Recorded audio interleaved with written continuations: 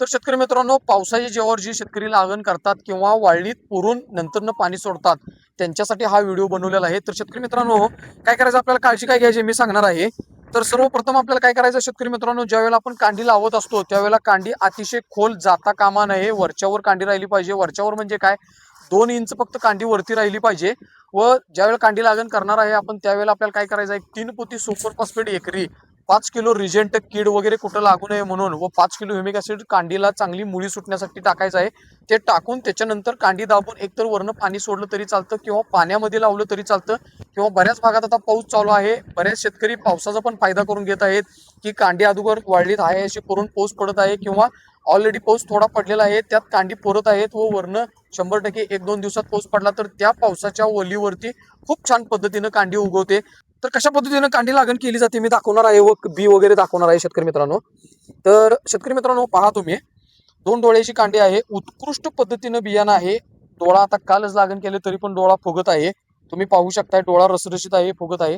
तर अशा हिशोबानं नाही, फक्त आपल्याला वरच्या वरती आता हे जे पावसाचा वापर म्हणजे उपयोग करून जे शेतकरी मित्र लावत आहेत, तर असं वरच्यावर फक्त शेतकरी मित्रांनो तुम्ही पहा, 2 इंच फक्त कांडी ठेवून त्याच्यावरती चांगल्या प्रकारे माती अशी झाकून घ्यायची आहे, जेणेकरून उगवण क्षमता चांगली झाली पाहिजे शेतकरी मित्रांनो.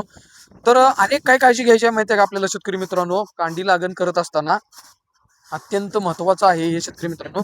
आपण काय करायचं आहे, एक म्हणजे असं आणसा वगैरे जे फुटलेला असतात, आता तुम्ही पाहू शकता हे आता आणसा फुटलेला आहेत, या साईडनं आणसा वगैरे फुटलेला, एक म्हणजे असला ऊस अजिबात बियाणासाठी घ्यायची नाही शेतकरी मित्रांनो. व दुसरी गोष्ट, ही जी कांडी तुम्ही पाहताय आता, तर ह्या कांडीला कीड लागलेली आहे, तुम्ही पाहू शकता शेतकरी मित्रांनो. तर अशी कीड लागलेली कांडी पण अजिबात घ्यायची नाही शेतकरी मित्रांनो. ह्या 2-3 गोष्टी घ्यायच्या, लक्षात घ्यायच्या आहेत. व ज्यावेळेला आपण बियाणं घेत असतो त्यावेळेला त्या पानावरती काळा मावा, पांढरा मावा, तांबडा मावा पडलाय का ते एक आपल्याला चेक करायचं आहे. तसलं पण बियाणं अजिबात घ्यायचं नाही. बियाणं घेत असताना चांगलं, आता मी जसं सांगितलंय त्या पद्धतीने चांगलं बियाणं घ्यायचं व व्यवस्थितरित्या आपण लावण करून घ्यायची आहे शेतकरी मित्रांनो. तर अशा पद्धतीनं तुम्ही जर लागण केला तर खूप छान पद्धतीनं उगवते लागण, एक नंबर उगवते. राहिला विषय शेतकरी मित्रांनो, बऱ्याच शेतकऱ्यांच्या मनात एक शंका असते की कांडी ज्या वेळेला आपण दाबत असतो त्यावेळेला वाळलीत पुरून पाणी सोडायचं का डायरेक्ट पाण्यामध्ये दाबून घ्यायचं. तर त्या प्रत्येक जमिनीच्या प्रकारानुसार असतं ते शेतकरी मित्रांनो.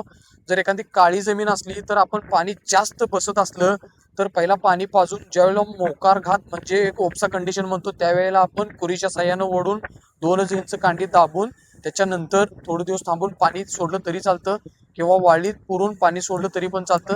पण शक्यतो मित्रांनो, लागण ही वल्लीतच करायची व जेमतेम पाणी द्यायचं. या पद्धतीनं तुम्ही लागण केला की खूप छान पद्धतीने उगवते. बरं, अजून काही तुम्हाला नवीन माहिती वगैरे लागल्यास माझा नंबर स्क्रीनवरती वगैरे असतो. तर शेतकरी मित्रांनो, अजून पण तुम्ही माझ्या इन्स्टाला जर फॉलो केला नसाल तर फॉलो करा.